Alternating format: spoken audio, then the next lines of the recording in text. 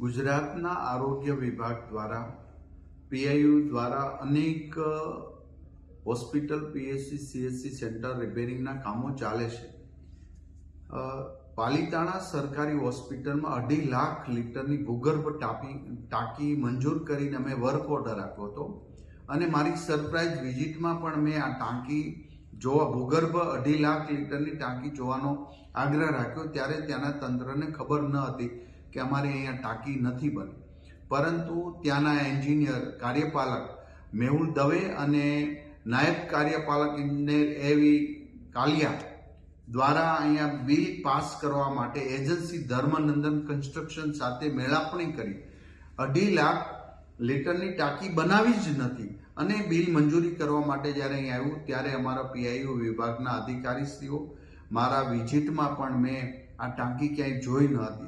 સંપૂર્ણ તપાસ કરતા ત્યાં ટાંકી બની જ નથી અને 55-56 લાખનું બિલ અહીંયા મંજૂર કરવા માટે આ બંને એન્જિનિયરો અને ધર્મનંદન કન્સ્ટ્રક્શન સાથે મળીને જ્યારે આ કૌભાંડ રચ્યું છે, ત્યારે કાર્યપાલક ઇજનેર અને નાયબ કાર્યપાલક ઇજનેર બંનેને ફરજ મોકૂફી આજે કરી દેવામાં આવી છે. એમને સસ્પેન્ડ કરી દેવામાં આવ્યા છે. ધર્મનંદન કન્સ્ટ્રક્શન કંપનીની પર બ્લેકલિસ્ટ કરી દેવામાં આવી છે ને ધર્મનંદન કંપની, મેહુલ દવે અને એનવી કાલિયા આ ત્રણેય પર પોલીસ કેસ કરવાની મેં મારા વિભાગને સૂચના આપી છે. માટે બધી જ જગ્યા પર ચાલતા કામોમાં કોઈ પણ ગુણવત્તામાં કંઈ પણ કચાશ કરશે તો પણ દંડ થશે અને સસ્પેન્ડ થશે, બ્લેકલિસ્ટ થશે અને જેઓ બનાવીને આ રીતનું કૌભાંડ કરી રહ્યા છે એમને પણ દંડ આપવામાં આવી રહ્યો છે. ત્યારે આજે અમારી ટીમ કોઈ એવું ન સમજે કે નાના વિસ્તારની અંદર ચાલેલી કામગીરી એમ જ ચલાવી લેશું.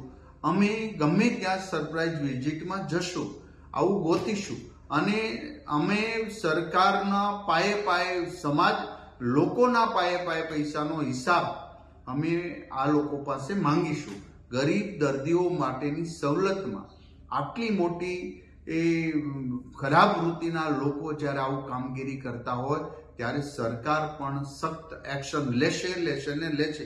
હજી જે સારી કામગીરી કરે છે ને એનું અભિનંદન પાઠવું છું, પરંતુ બિલકુલ બનાવવાનું 2.5 લાખ લીટરની પાણીની ટાંકી બનાવ્યા વગર જ બિલ મૂકવું, આ તો ગંભીર એમનું કૃત્ય છે.